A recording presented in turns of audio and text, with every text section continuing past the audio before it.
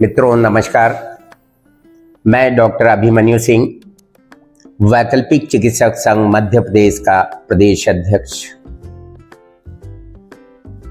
मित्रों, मैं आज आपको एक बड़े ही महत्वपूर्ण टॉपिक पर बात करने के लिए आया हूं।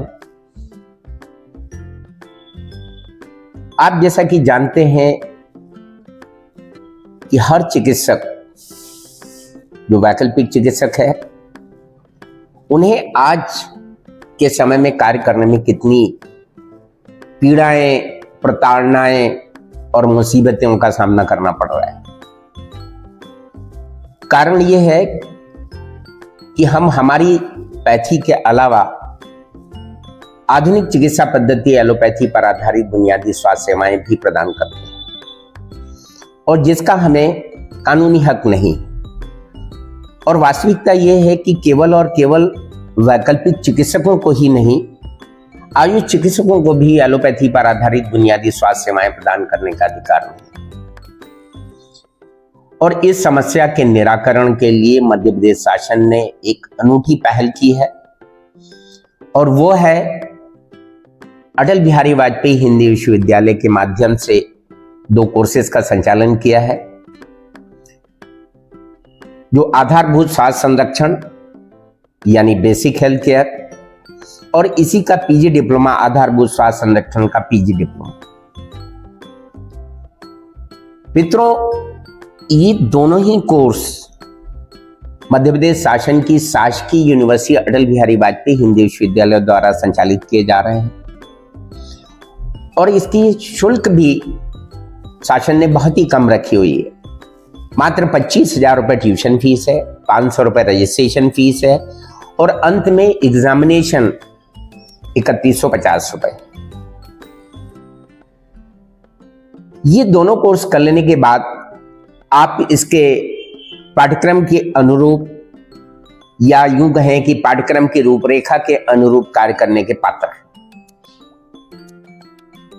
मित्रों, अटल बिहारी वाजपेयी हिंदी विश्वविद्यालय द्वारा संचालित इन कोर्सेस की जब बात चलती है या मैं जो है इस संदर्भ में आपको बताने का प्रयास करता हूं, तो हमारे बहुत सारे चिकित्सक, उसमें एक बड़ी संख्या में आयुष चिकित्सक भी हैं, जो हमेशा इस बात का उल्लेख करते हैं कि हमने CMSCD का डिप्लोमा किया हुआ है। मैं आज आपको इसी मुद्दे पर बहुत स्पष्ट करना चाहता हूं कि आप अपने आप के भ्रम को दूर करें।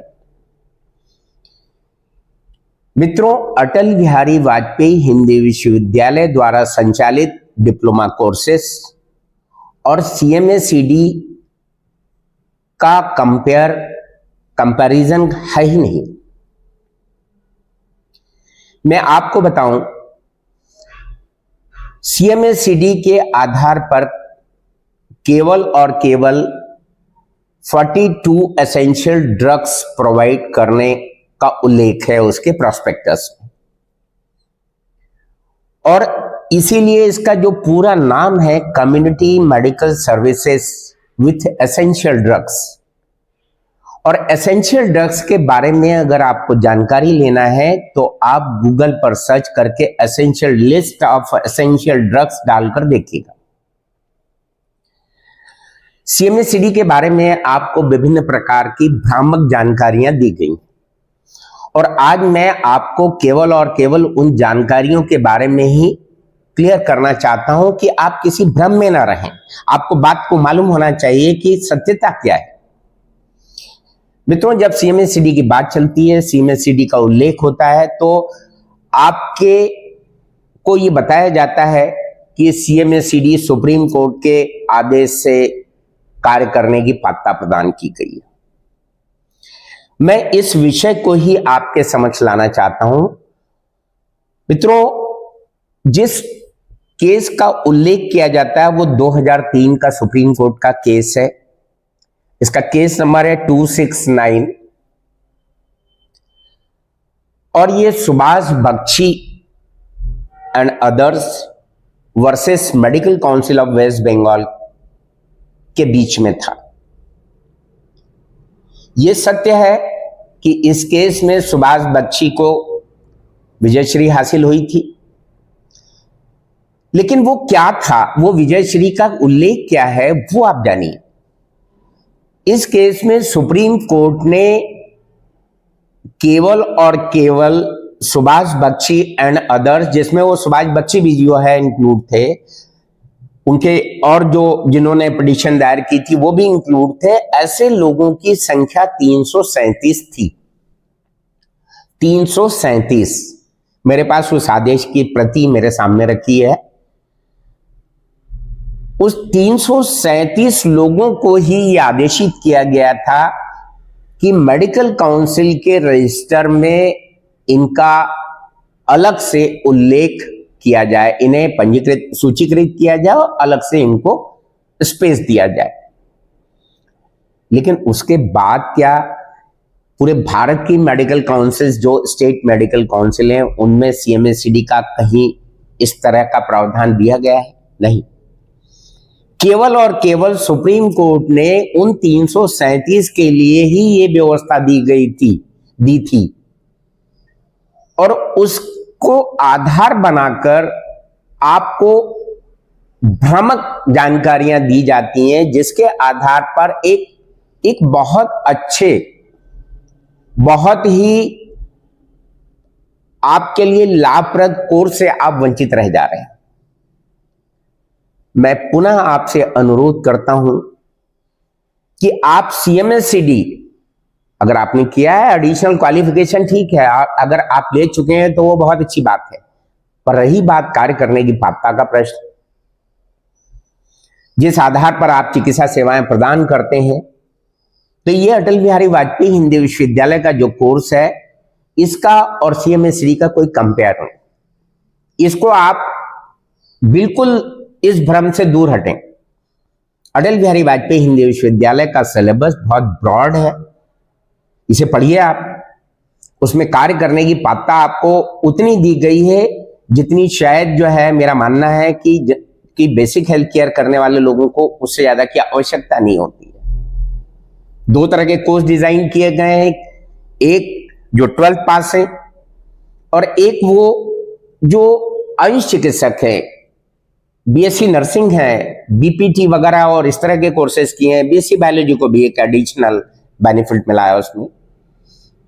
मैं पुनः आग्रह करूंगा कि ये कोर्सेज, ये सिलेबस का अध्ययन करें, सीएमएससीडी के भ्रम से दूर निकलें और ये माने कि ये जो सुप्रीम कोर्ट का आदेश है, इसको समझिए। इसको केस नंबर 269 है, 2003 का केस है, Subhash Bakshi and others versus West Bengal का केस है।